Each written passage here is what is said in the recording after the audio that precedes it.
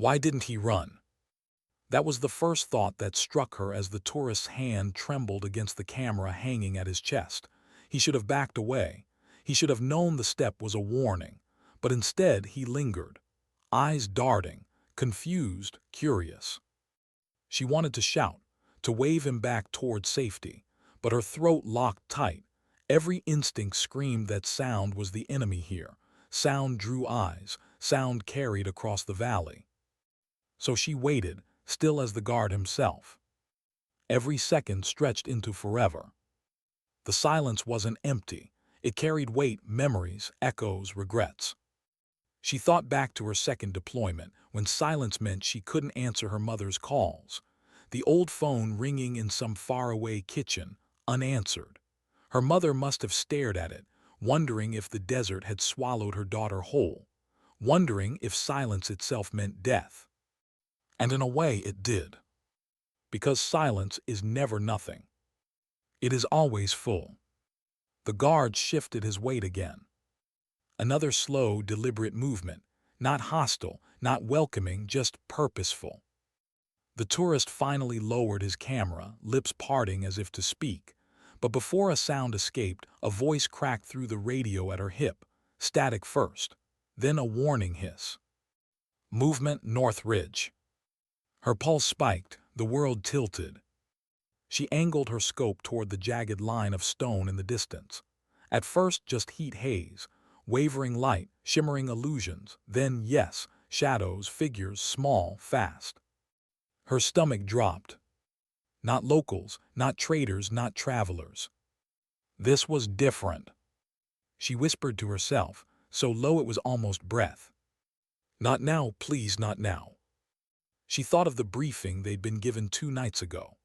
The one where the map spread across the table seemed almost abstract, colored lines and arrows pointing to nowhere. She remembered the tired intelligence officer leaning back in his chair, voice flat. Reports suggest increased activity near the ridges. We can't confirm, but we advise caution. Caution. That was always the word. A safe word, one with no blood attached to it. But she had seen the look in his eyes. He knew more than he said. And now here it was, proof, shadows in the heat. Her mind split into 2 tracks. 1, the mission, protect the outpost, guard the intel buried here, do not compromise. 2, the tourist, a civilian, innocent, standing in the wrong place at the worst time. Her training told her to think of the larger picture, to see lives as numbers, collateral, sometimes unavoidable, but her father's voice cut through, jagged and raw. Don't you ever forget, kid, every number has a name.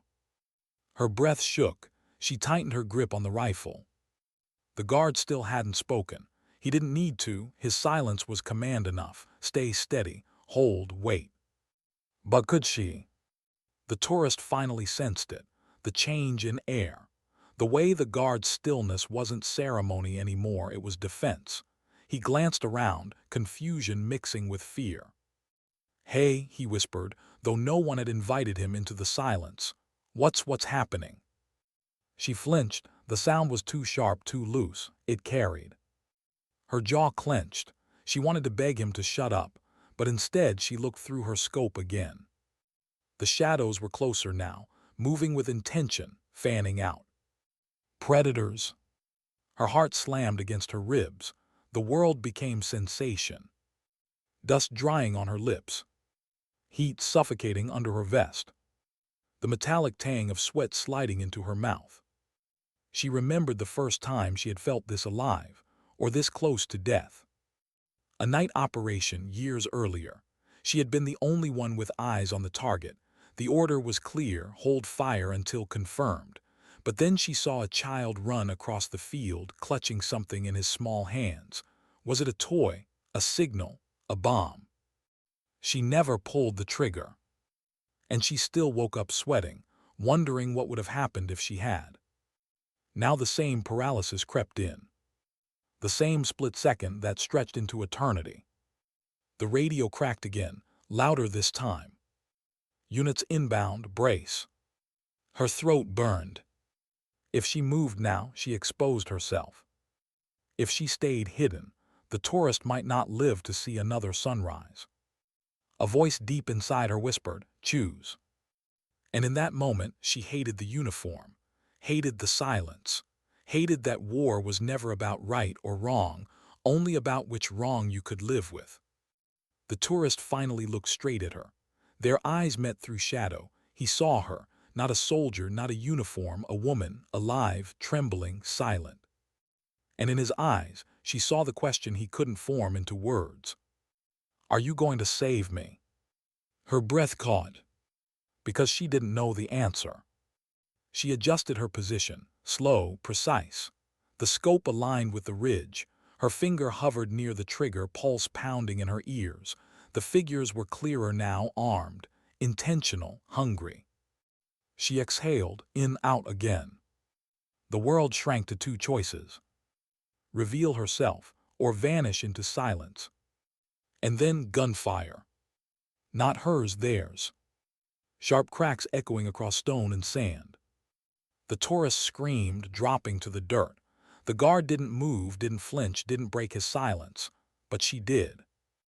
Her rifle roared. The sound tore through the valley, shattering the fragile illusion of calm. Her bullet found its mark. One shadow crumpled, another scattered. The silence was broken. And with it, everything she had tried to hold together. She ducked back behind cover, lungs on fire, mind racing. The tourist's cries mixed with the staccato bursts from the ridge. Dust exploded where rounds struck the ground.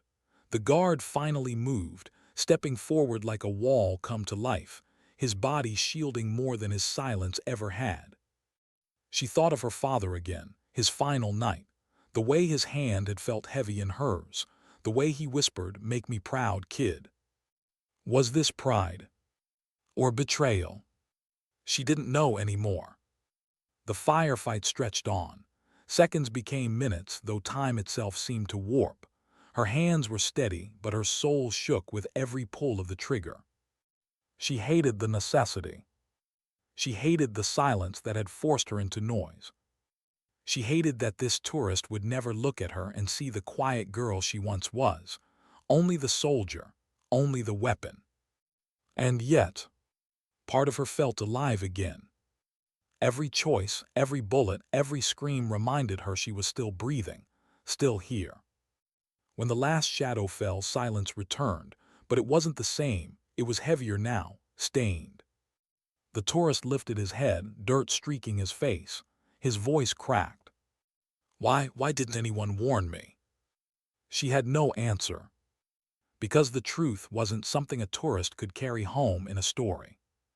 She lowered her rifle, breath ragged, and looked toward the guard. He stood where he had begun, eyes hidden behind mirrored lenses, lips sealed, silent as ever. And she realized something. His silence wasn't indifference. It was sacrifice. He bore the weight so others didn't have to. He stood still so she could move. But that didn't make it easier. Her eyes burned. The dust, the sweat, the guilt. She whispered so only she could hear. "I broke the silence. Now I have to live with it." The valley gave no reply. Only the echo of her father's words, bending beneath the weight of what she had done. Strength isn't loud, but sometimes silence can kill. And she wasn't sure which wound cut deeper. Why did the silence after the gunfire feel louder than the shots themselves? That was the question pounding in her skull as she crouched low, rifle still warm against her shoulder. The echoes had died. The shadows on the ridge had fallen. But the silence they left behind was crushing. It pressed against her chest, heavier than the body armor strapped across her ribs. The tourist lay flat in the dirt, fingers clawing at the ground as if he could dig himself into safety. His breathing was sharp, panicked, a rabbit caught in open ground. She wanted to tell him it was over. She wanted to tell him he was safe. But how could she, when even she wasn't sure? The guard remained a statue, boots planted firm, eyes hidden, silence unbroken. He hadn't spoken before the gunfire, and he didn't speak now. But something in his posture shifted. Not weakness, not fatigue, something else, something she couldn't yet read. Her own body betrayed her. Hands trembling, knees quivering, heart racing faster than the shots that had split the air minutes ago. She had been here before, she reminded herself. She had survived firefights darker, bloodier, closer. She had lost people too, voices silenced mid-sentence, laughter cut short by an explosion. But something about this was different, because she wasn't supposed to be noticed. Her orders were clear: observe, report, intervene only if absolutely necessary. She was a shadow, a whisper in the desert, a presence no one should ever confirm. And yet the tourist had seen her. The guard had felt her choice. The silence had cracked, and with it her cover. She pressed her back against the wall, eyes closing for a moment. Her throat burned, as though every unspoken word had turned into fire. She thought of her father again, of the last time she saw him before she deployed. He had been too thin, a ghost of the man who once lifted her onto his shoulders to see fireworks above the town square. His voice had been rasped, but steady. You'll be invisible out there, not because they won't see you, but because you'll carry yourself in ways they can't understand. She wanted to believe that. She wanted to hold on to that, but invisibility was gone now. A tourist had looked her in the eye and asked her silently to save him, and she had. Invisible no longer. The radio crackled again, a different voice this time, calm, controlled. Status. She swallowed hard before pressing the transmit. Her voice came out quieter than she expected. Engagement at the North Ridge, multiple hostiles down, one civilian present. A pause too long, long enough for her stomach to twist, then the voice returned. Hold position, reinforcements en route. Reinforcements. That meant exposure.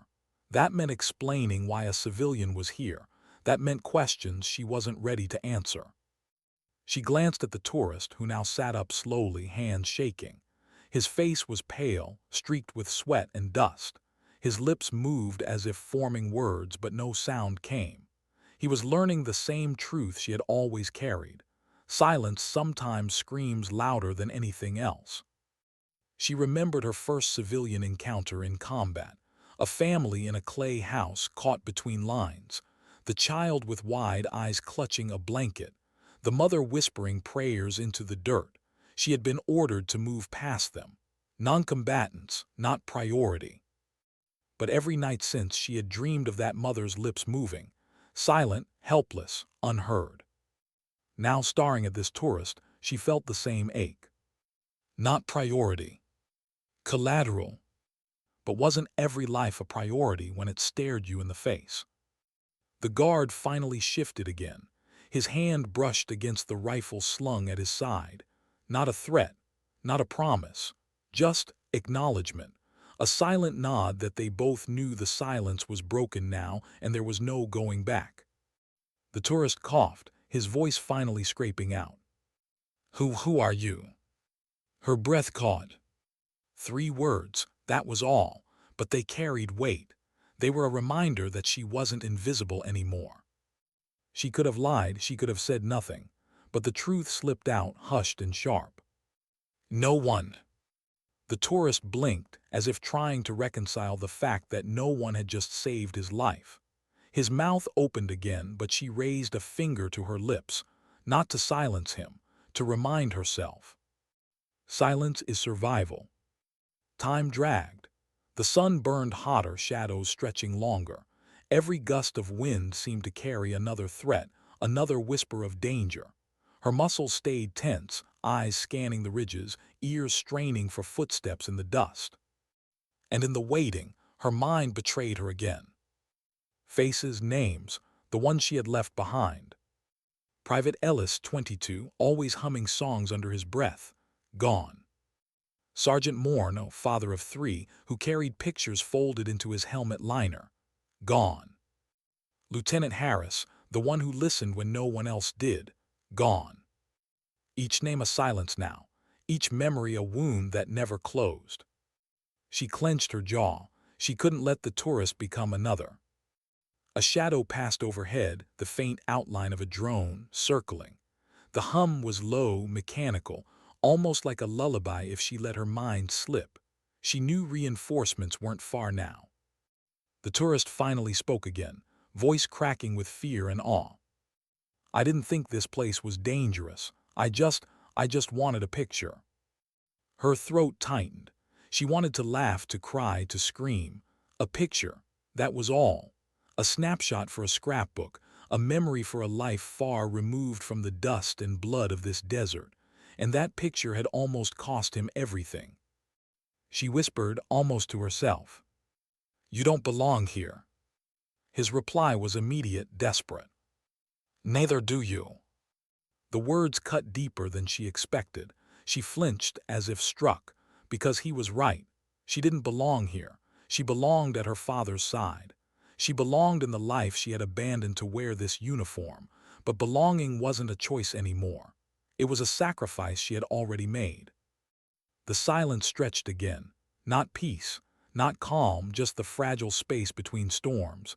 She knew the fight wasn't over. It was never over. Her radio hissed once more. 2 minutes out, hold your ground. Hold. Always hold. Hold silence, hold ground, hold grief. She tightened her grip on the rifle, eyes never leaving the horizon. The tourist hugged his knees to his chest, whispering words she couldn't make out. Maybe prayers, maybe curses, maybe both. The guard stood tall, silent as ever, carrying his duty in stillness. And she carried the weight of breaking it. She thought of the moral her father had tried to teach her. That strength wasn't about speaking louder than others. It was about knowing when silence itself was the answer. But what if silence wasn't enough anymore? What if silence in this place was betrayal? The question gnawed at her as the dust cloud of reinforcements rose in the distance. Vehicles grinding forward, soldiers stepping out. More noise, more movement, more eyes. And she realized something. Her war wasn't only with enemies on ridges. It was with silence itself. The silence that haunted her when her warnings were ignored. The silence that followed her down nights of loss. The silence that demanded obedience at the cost of humanity. She hated it, but she also needed it. Because without silence, she wasn't invisible. And without invisibility, she couldn't survive. The tourist turned to her one last time before the reinforcements arrived. His eyes were wide, searching, desperate for meaning. "Why didn't you just stay hidden? You could have let me die." Her lips trembled, her chest tightened. She wanted to answer. She wanted to tell him about the mother in the clay house, the child with the blanket, the names carved into her silence. She wanted to tell him she wasn't saving him for him. She was saving him for herself, to prove she was still human. But all she said softly was, "Because I couldn't." His mouth opened, but before another word could pass, the roar of engines drowned everything. Reinforcements flooded the outpost, boots pounding, voices shouting, radios squawking. Noise returned to the valley. And in the middle of it she stood, rifle lowered, eyes burning, heart heavy. The silence was broken.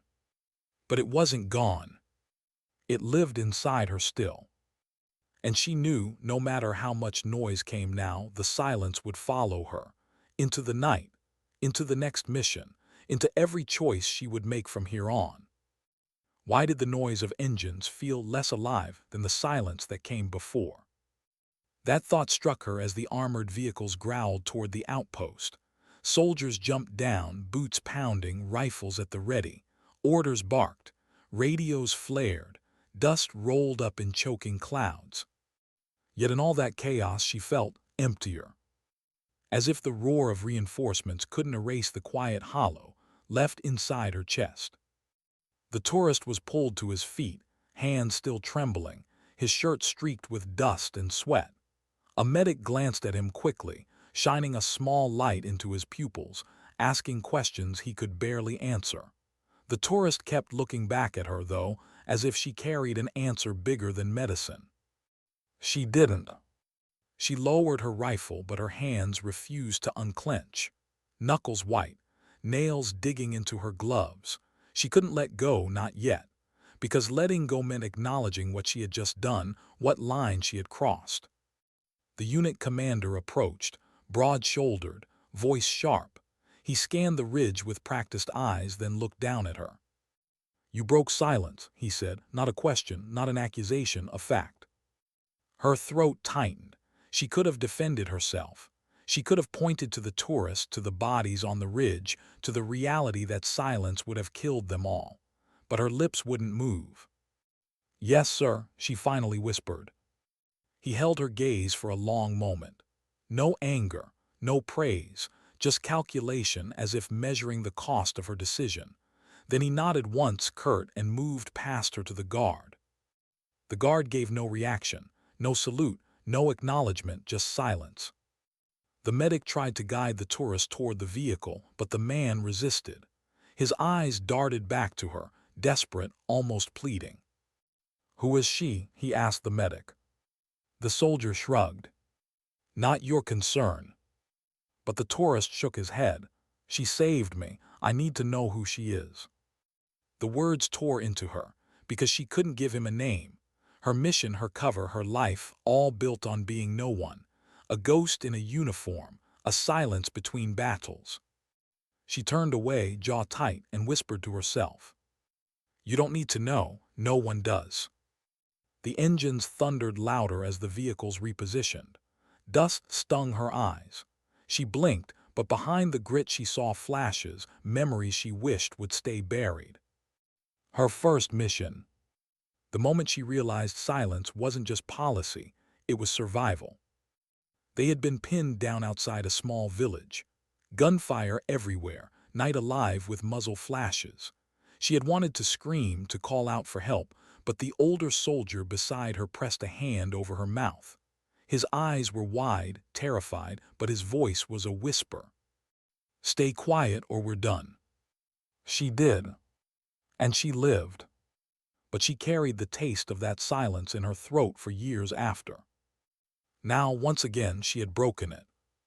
The commander returned, issuing clipped orders. Sweep the ridge, collect intel, move fast. A squad advanced, boots crunching against rock, rifles aimed into shadows. The desert seemed endless, the heat swallowing even the sound of their movement. She remained behind, guarding the tourist who wasn't supposed to be here. His eyes never left her. Finally, he whispered, voice cracked, almost childlike. "Why did you do it? You could have stayed hidden. You could have let me die." The words echoed in her head. They weren't new. She had asked herself the same question 100 times in 100 ways. Why speak when silence is safer? Why act when stillness protects? Her lips trembled. She wanted to tell him the truth about the mother in the clay house, the child with the blanket, the names carved into her silence.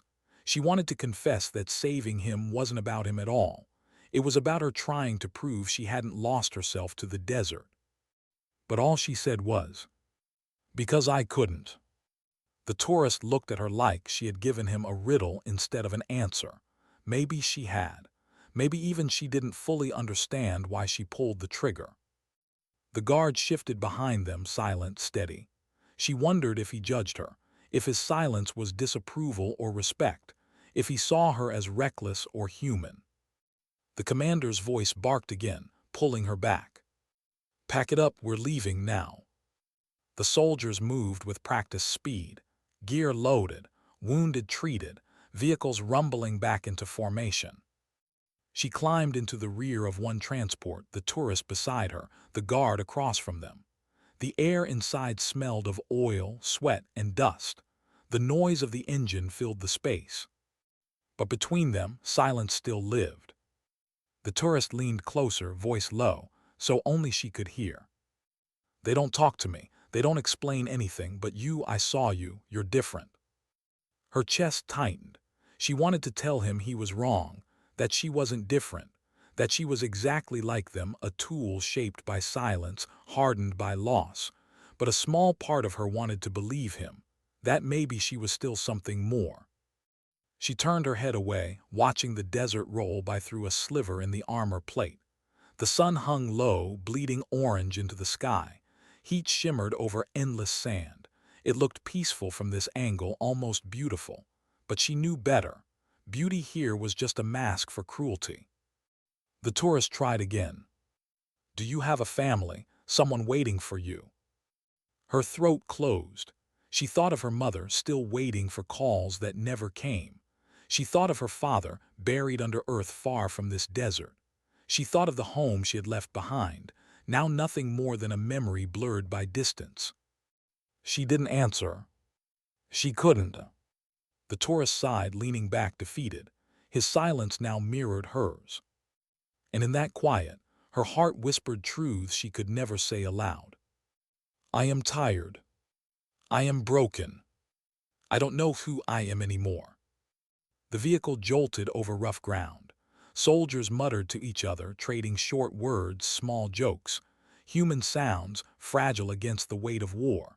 She listened, almost grateful. Even their tired laughter was proof that not everything had been swallowed by silence. But she knew how quickly it could be. One step, one decision, and everything changes. Her father had been right. Strength wasn't loud, but strength also carried scars no one else could see. She pressed her hand against her chest, feeling the slow thud of her heartbeat. Alive, still alive, but for how long? When they reached the next checkpoint, the convoy slowed. Soldiers poured out. Orders carried across radios. The tourist was led away, still glancing over his shoulder at her until he disappeared into the blur of movement. For a brief second, she almost called out, almost gave him her name, almost offered him something human to hold on to. But the words stuck in her throat, and silence won again. She stayed by the vehicle, alone now, rifle across her lap, eyes on the horizon. The guard stood not far away, as silent as he had been since the first step that changed everything. She wondered if he ever spoke, if he had words he buried deep, the way she did, or if he had given them up long ago, surrendering fully to the weight of silence. She didn't know, and maybe she didn't want to, because in him she saw what she might become, and that frightened her more than any shadow on the ridge. Night fell. Stars bled into the sky, sharp and cold. The desert wind shifted, carrying a chill that bit through fabric and bone. She pulled her jacket tighter and whispered to the darkness. "I couldn't let him die, I couldn't." No one answered. But maybe that was the answer. Maybe silence was all she would ever get. The wind shifted before dawn, carrying the smell of dust and metal through the ruined courtyard. She felt it before anyone spoke, a tension, sharp as a blade pressed against the skin. Something had changed in the night. The silence of the guard wasn't just discipline anymore. It was warning. It was promise. And she knew, even before she opened her eyes, that the day ahead would not forgive hesitation. She rose slowly, boots crunching on the gravel. Her breath steamed in the chill. Around her the others moved without words, each trapped in their own shadow of fear, their own flicker of determination. Some carried prayers inside them. Some carried curses. She carried a question she hadn't answered in years. Why am I still here? The mission, always the mission. That's what command said. That's what the papers signed by men far away demanded. But she was not one of them. She had blood in this ground. She had family buried in a place where the earth still refused to grow anything but weeds. Her reason wasn't in the briefing notes. Her reason had a name, a voice she hadn't heard since the war took more than she was willing to admit. The guard stood by the broken wall, motionless like a statue sculpted by grief. His face unreadable, his silence heavier than the rifles slung over their shoulders. One step he had taken yesterday, and it had shifted the balance in ways no one had spoken of aloud. She thought of that step now. A single footfall, a single decision. Why did it echo louder than gunfire in her memory? She adjusted her vest, tightening the straps, trying to hide the tremor in her hands. Anxiety crawled through her veins, though she masked it well. She remembered her training. No weakness, no hesitation, no doubt in front of the others. But in her chest, her heart thudded with questions she couldn't silence. Would she be strong enough when the choice came?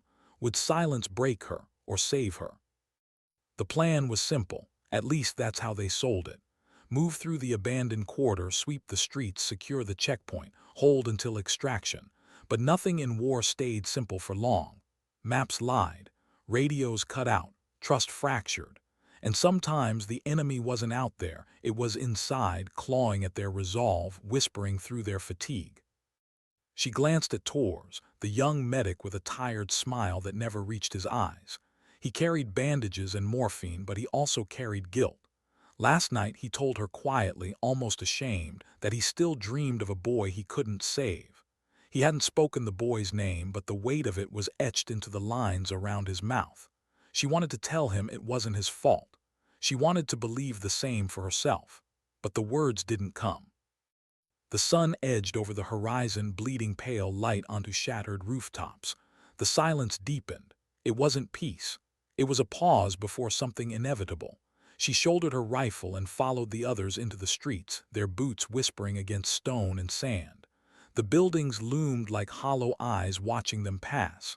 Every window a question mark. Every corner a gamble.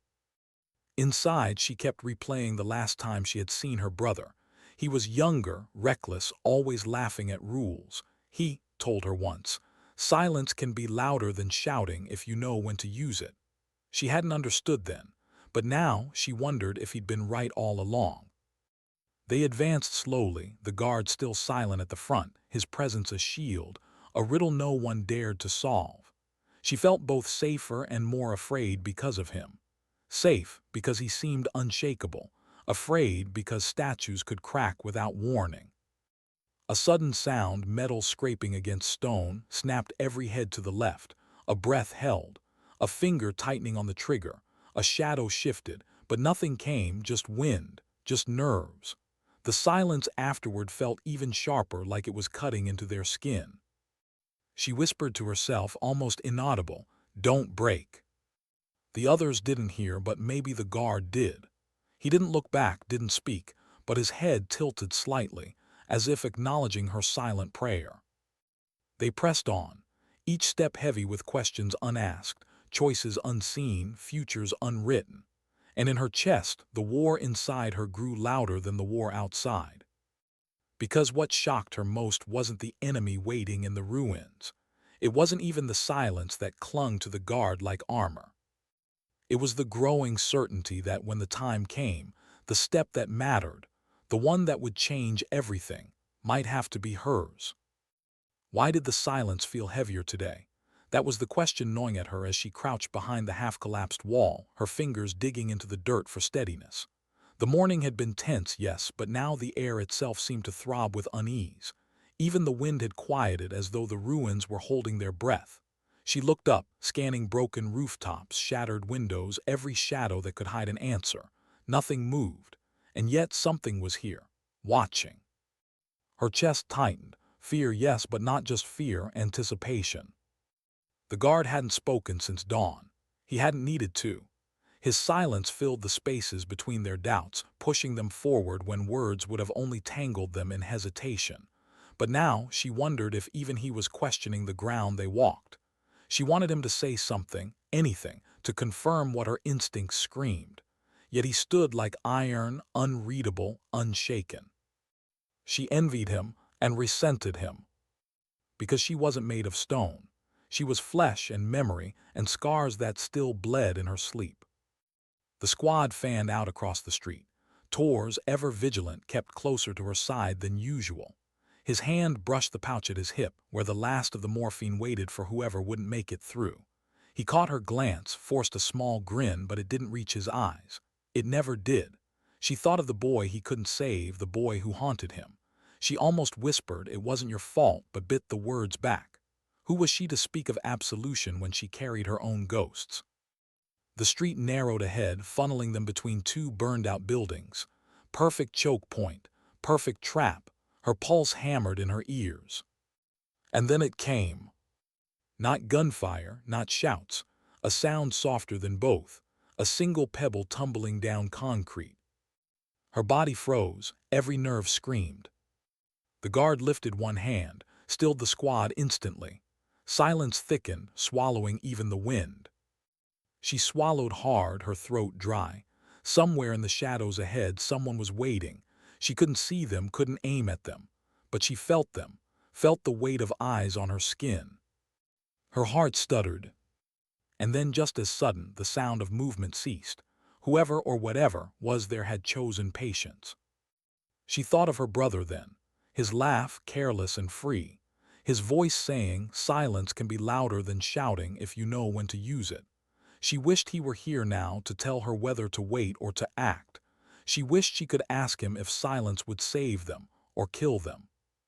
The guard didn't speak, didn't signal. He simply stepped, one slow, deliberate movement forward into the choke point. Every instinct in her body screamed at her to stop him. But she didn't. She followed, because sometimes the only choice left was to trust the silence. The others hesitated but fell in line, their fear masked behind practiced discipline. Torres whispered a prayer under his breath, words too soft to catch but heavy enough to pull at her chest. They crossed into the shadowed passage. The walls loomed close, suffocating, the ceiling of broken beams above threatening to collapse at the faintest tremor. Each step was louder than gunfire in her ears. And then she smelled it. Oil, metal, not from their own weapons, something rigged, something waiting. She glanced at the guard, but he was already looking at her, not speaking, just watching, as though testing whether she would be the one to break the silence this time. Her lips parted, words burned on her tongue, warnings, orders, desperation. But she didn't speak. Instead, she lifted her rifle and scanned the ground. There, half buried under dust, wires trailing like veins through the rubble, an improvised trap. She exhaled slowly, and for the first time all day she understood. The silence wasn't absence. It was presence. It was choice. And now the choice was hers. Her voice came out steady, low, commanding. "Stop, don't move." The squad froze. Tor's eyes widened. The guard's expression didn't change, but something in his stance shifted, almost imperceptible. Approval. She knelt, every muscle trembling, and traced the wires with her eyes. Crude design, but lethal. One wrong step, and the silence around them would shatter in fire and screams.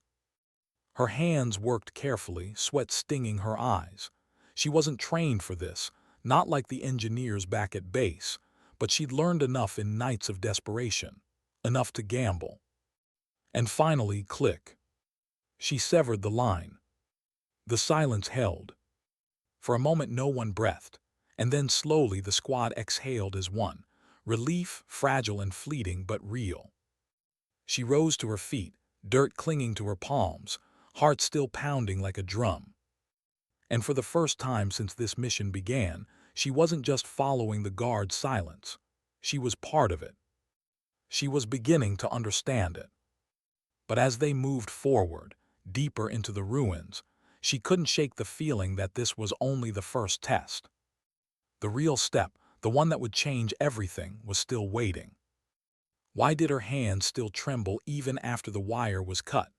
That question haunted her as they moved deeper into the skeletal remains of the city. The trap was behind them now, inert, harmless. But the echo of what could have happened clung to her like smoke. One wrong move, one moment of hesitation, and their silence would have been replaced with screams.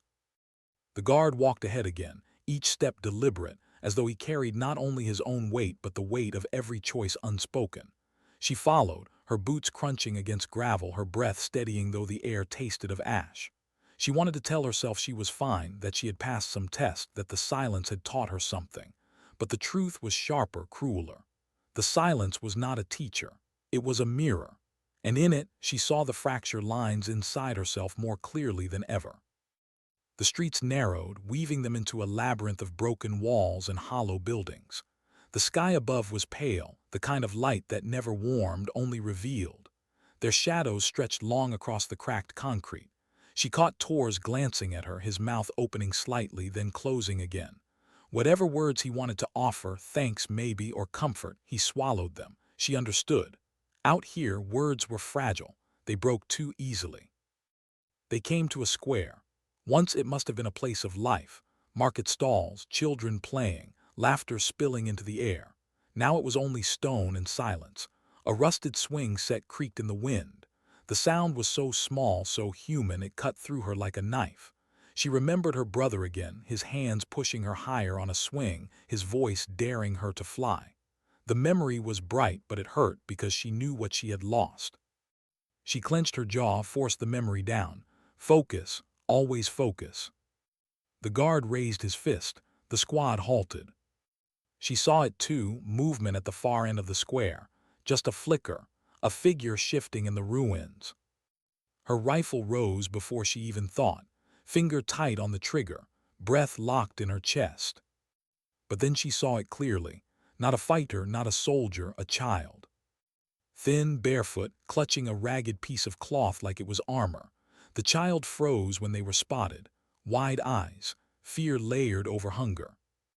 The silence shattered inside her. She wanted to lower her weapon, to move, to speak. But the guard remained still, his expression unreadable. The squad waited, tension drawn tight like wire. The child didn't run, didn't cry, just stared.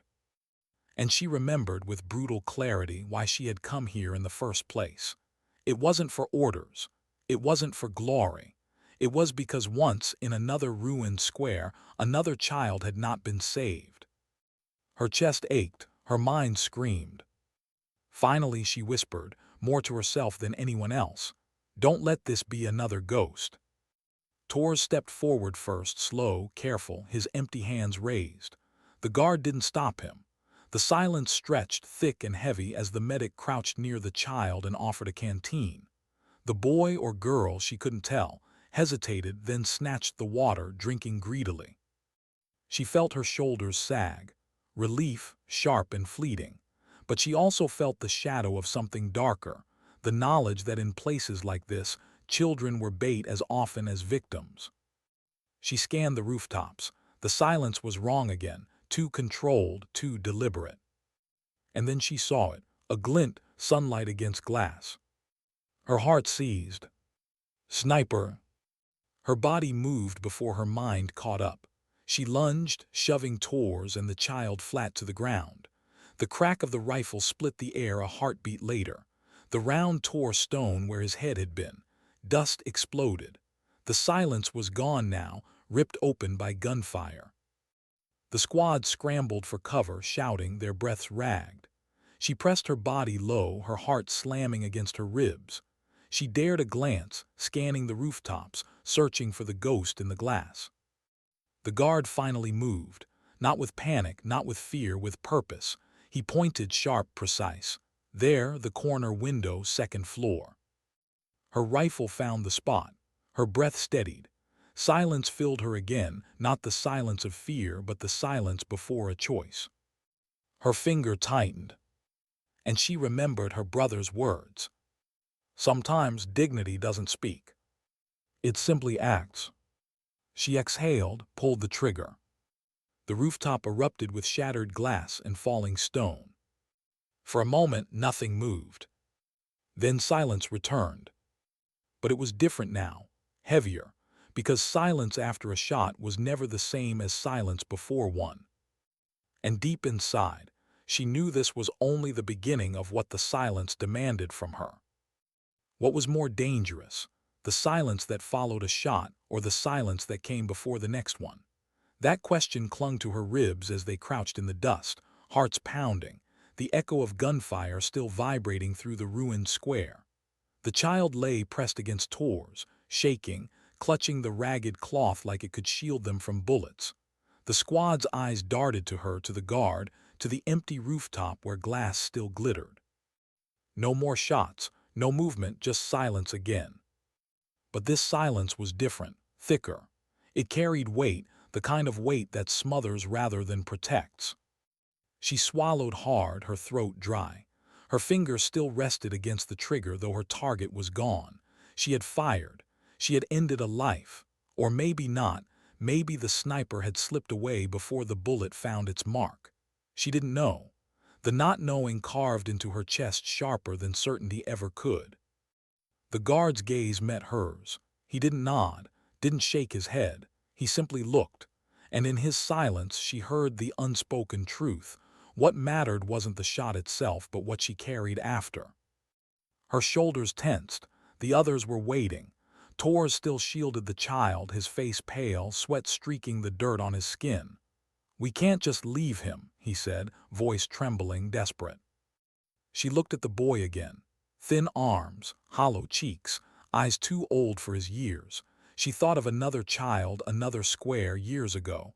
The one she hadn't saved. The one who haunted her into every mission. Her chest constricted. She wanted to take this boy. To lift him, carry him, promise him safety.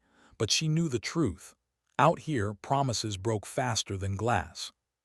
The guard stepped forward, crouched near the child. His face softened for the briefest flicker of time, so fleeting she almost thought she imagined it. He didn't speak, didn't touch the boy. He just stayed there, a wall of silence that was somehow also protection. The child's breathing slowed. Not calm, never calm, but less frantic. Enough to drink another sip of water, enough to trust. She felt something shift inside her. The mission, always the mission, that's what command demanded. But here, in this ruined square, the mission had grown bigger, harder. It wasn't just about checkpoints and maps anymore. It was about whether they would leave this place carrying another ghost. Her radio crackled, a voice from command, distant, cold, unaware. "Checkpoint Delta, 2 hours, move now." 2 hours, across streets thick with traps, snipers, and silence, and now with a child. Her squad looked at her, not the guard, her. The weight of choice pressed down. She thought of her brother again, his laughter, his words. Silence can be louder than shouting if you know when to use it. She wondered what he'd tell her now. She wondered if silence would guide her or bury her. She exhaled slow. "We move," she said, "but the kid comes with us." Tor's eyes glistened with something like relief. The others nodded, some with hesitation, but none with refusal. The guard didn't react, didn't need to. His silence was acceptance. They moved again, tighter now. Shadows stretched longer in the fading light. Every step forward was heavier with the added burden of small footsteps behind them. The child clung to Tor's sleeve, eyes darting to every noise. The city felt alive, watching, waiting. She scanned every rooftop, every broken window, every corner where silence might hide a rifle. Her nerves burned, but her resolve held.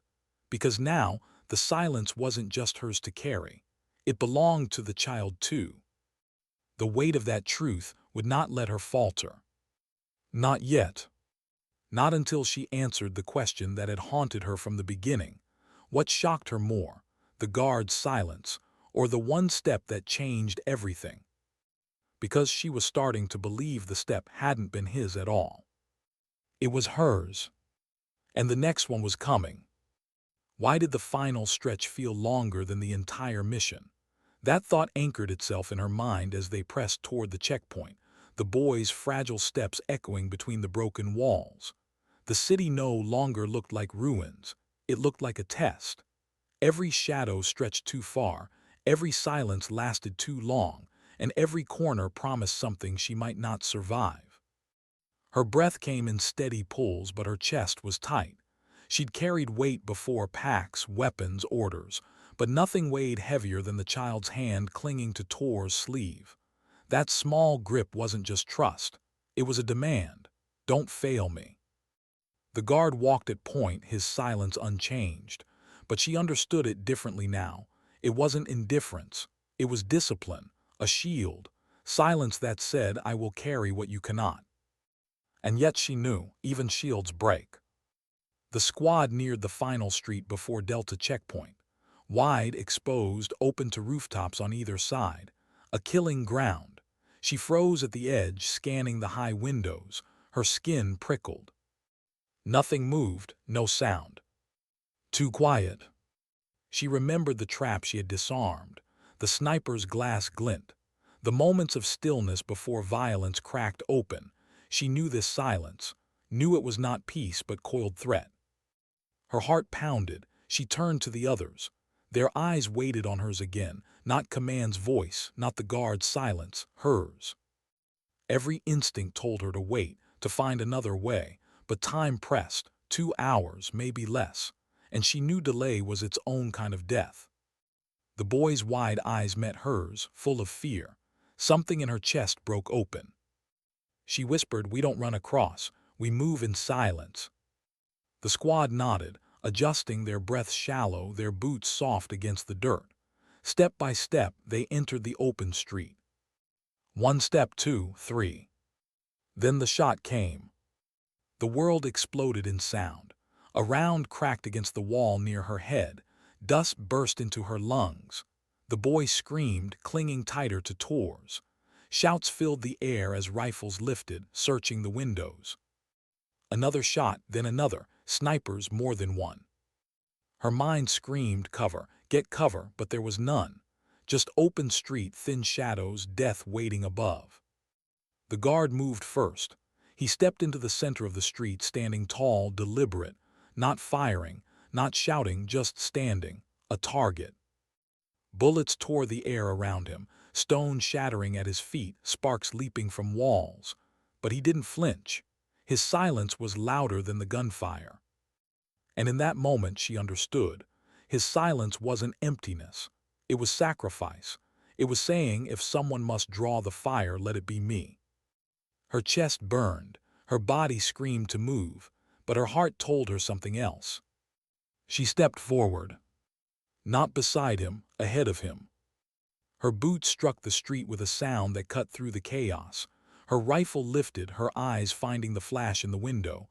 Breath in, silence in her chest. One pull. The shot rang, glass shattered, a body fell. Another window, another flash. Her hand steadied, her pulse slowed. She fired again. Silence followed. The kind of silence that wasn't waiting to kill. The street held its breath, and then released it.